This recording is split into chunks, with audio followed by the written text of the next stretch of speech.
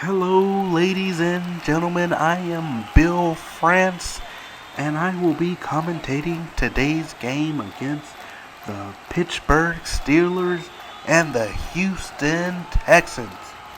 Now, we got a good one here. A high-powered Pittsburgh team against a great defensive Houston Texans team. Now, I think that the Pittsburgh Steelers will win. They have a great running back, have a great wide receivers who just catch everything that goes their way, and it should be a good one. And right here we have 1st and 10, the first snap of the game. Lamar Miller in the back, and he goes for his oh my God, carrying 3 guys and gets the extra 5 yards, call it 4, and he is just so strong. Yeah, I actually once had a pit bull that was that strong. It could carry about 5 or 6 rabbits in his mouth. We got 2nd and 8 here, and the Texans look like they're going to stick with the ground game, and they do. And a nice little run. Well, what you don't see upon first glance, but we can clearly see here on the replay, is number 50, Shazier, runs towards the line of scrimmage and then just immediately runs away as if he saw something that scared him. He saw his reflection or something in the mirror and just bolts towards the other end zone and then makes some kind of sporadic movement. I love that strategy right there, what he does right there, because it keeps everyone confused. It keeps the sideline confused. It keeps his coach confused. It keeps the quarterback confused. No one knows what this guy's doing, and that's a good thing. Indeed, Brock, confusion in such a cerebral game like this is important. Osweiler's going to come under center. He goes back to pass, throws it to Fuller. Fuller makes a guy miss. Oh, and drags about 3 more guys for extra yards. What a great move. He hits this guy. This guy falls for no reason and runs over another guy for a nice gain on the play. Now, what I love about this guy is only about a $180, soak and wet, only about 6 foot. But you know what? Hey, he's been eating his spinach. He's been in the weight room, and it could happen. I knew another guy who was able to do that. He was about the same size, same height. His name was Popeye the Sailor Man, and whenever he ate his spinach, he can carry about 3 or 4 guys too. It didn't matter how big or how small he was. Texans look like they're in the hurry up. Osweiler hurries his guys to the line. Lamar Miller back to run. Has a huge gap right there. Goes right through it. Oh, knocks a guy over. Stumbles. Puts his head down and goes into the score for a touchdown. Great run by Lamar Miller. Great run right there. Indeed, that was a great run, but let's look at this defensive strategy. 94 doesn't want any. 22 runs by him. 31 is too short. I don't know. He just kind of falls down. 79 doesn't want to reach his arms out because they're too short, I guess. But I love that defensive strategy by the Pittsburgh Steelers. I think what they're trying to do is preserve their energy. They all just kind of look at him as he goes through for the touchdown. I can respect it. They got to save that energy. It's a long game. I tell you, this game of football, it's very long and it can be very taxing. And now we're going to have Big Ben come under center. And Le'Veon Bell lines up to his left. He goes out for the screen, and he's going to make a weird move there. Don't really know what he was doing, but gets a good gain of 9 on the play. Yeah, that move right there is called the hot toe. What you're doing, what your goal is there is to try to trick the defense to make him think that you're injured. Hopefully they will stop and not tackle you. But I want to draw your attention to something else. Look right here on this replay. Antonio Brown clearly does not know who to block. He kind of just runs away from everyone, does a weird kind of side move there, and then just runs off to go get some Gatorade before everybody. But what's even more impressive is Big Vince Wilfork, number 75. He's about 700 pounds of pure lard, and he's out there running down Le'Veon Bell to make the tackle. Who knew the big guy ran a 4.1? He is tremendously fast to be that big.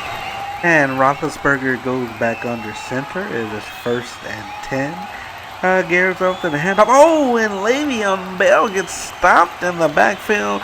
J.J. Watt with the tackle for a loss. Now let's go quickly to the replay here. What you see is nothing special he does.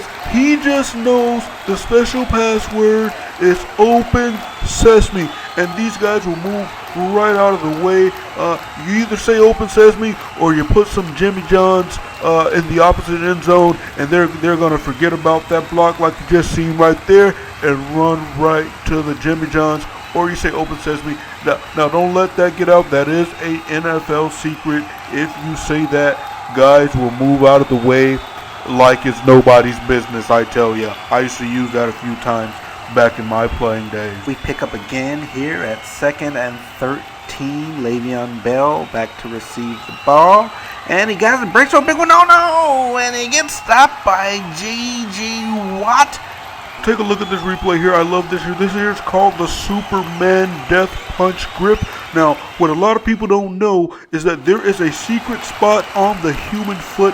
If you touch it, it will make a person crumble. Doesn't matter how good they are. Doesn't matter if they are one of the best running backs to play in the NFL. You touch that spot, they're going to crumble. We fast forward to Pittsburgh, 1st and goal, and they hand it off to Le'Veon Bell, and he gets stopped in the back again for a loss. What happened here, Brock? Well, this was real simple here. Clearly, the Texans put some Jimmy Johns in the stands. As you can see, 45 misses his block to go get some before Big Vince Wilfork gets there and eats all the sandwiches. Clearly a great strategy by the Texans. And we're down to 2nd and goal. Let's see if the Pittsburgh Steelers can finally get some points on the board. And it's a toss out there to Le'Veon Bell. He has blockers, but no, he gets stopped in the background once again. What happened there, Brock? It's real simple. Jimmy Johns and a fan. Turn that fan on that Jimmy Johns, and it just blows right down to the field, and that aroma gets to those blockers, and I'll tell you, they're not going to block a doggone thing. They're going to run straight back to where that Jimmy Johns is at.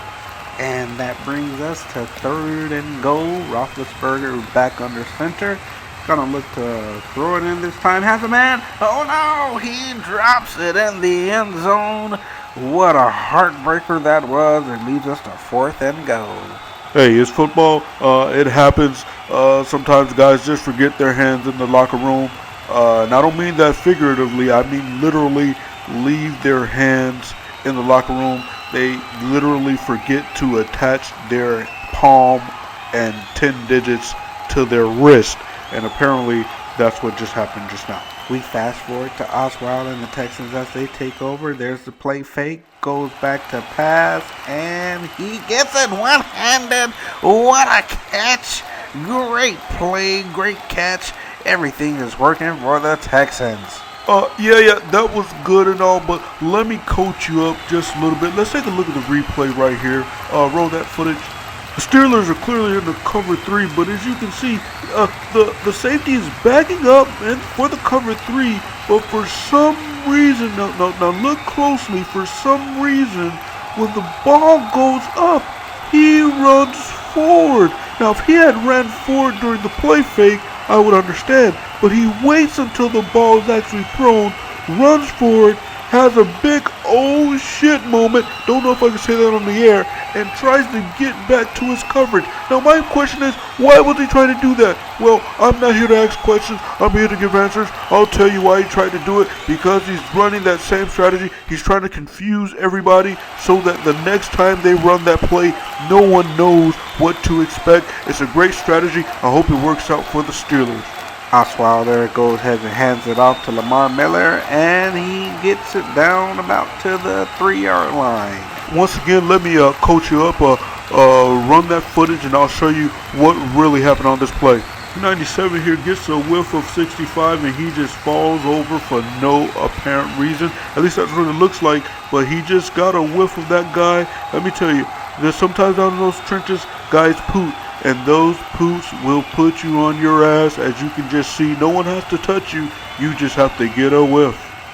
We're going to go ahead and skip forward to Ben Roethlisberger under center again. He goes back to pass. He has his guy, and no, he drops it. Antonio Brown can't hold on to the ball.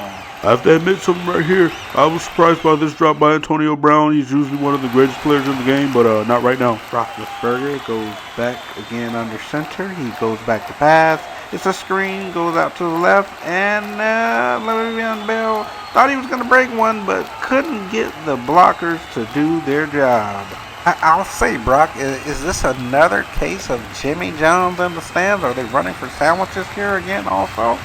Not this time. Watch 53's head is looking to the right the whole time. I actually think this is a this is a situation where the player actually needs glasses. Yes, I think he's legally blind. He can't see. He's just out there running. And that is some great analysis by you, Brock. Thank you for that. Roethlisberger's back under center again, and he goes back to pass. He sees Antonio Brown, throws it to him. Antonio Brown catches it. Oh no, he drops it again. Steelers hurry up and run back to the line of scrimmage. They got a 1st and 10, and they go back to pass as Roethlisberger sees Antonio Brown again. Oh no, he drops it once again. Roethlisberger back under center one more time. We're back in the shotgun. This time it's going to be different. He talked to his receivers. They're going to catch the ball. He catches it. Oh, no, and he drops it one more time. Roethlisberger goes back again, and shotgun looks like he's ready to pass. He forgets about those other drops.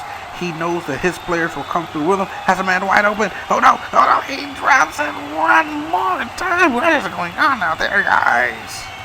Yeah, this isn't that uncommon. This is called drop-itis, and what happens is guys go out and sometimes they go to the club and strippers are just dropping that ass on them, and they're dropping it like it's hot, and it just transfers to their hands, and they can't catch a thing because the dropping of ass has transferred to their hands, and now they are dropping balls.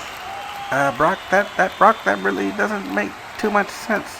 I play in the league, so I know, and you're just a commentator, so, you know, I know what I'm talking about. Roethlisberger's in the shotgun looking for another pass. Surely another drop can't happen. He catches it this time. Oh, wait, no.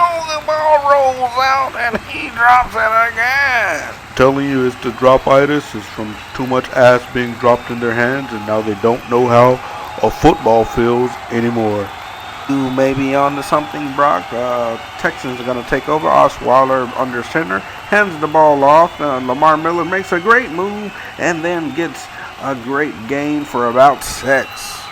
Now I want you to take a look at something. This is something that's very important, very serious in the game of football. The invisible sniper strikes again, hits number 94, hits him right in the leg. He falls down. That sniper is none to play with. He shows up at any time. It is a very dangerous game as long as that invisible sniper is out there. Well, we better get out of here before that invisible sniper comes back. Texans win this one easy, 21-0. Thanks for watching, guys. Keep your heads down out there. Watch out for those invisible snipers. And good night, everybody.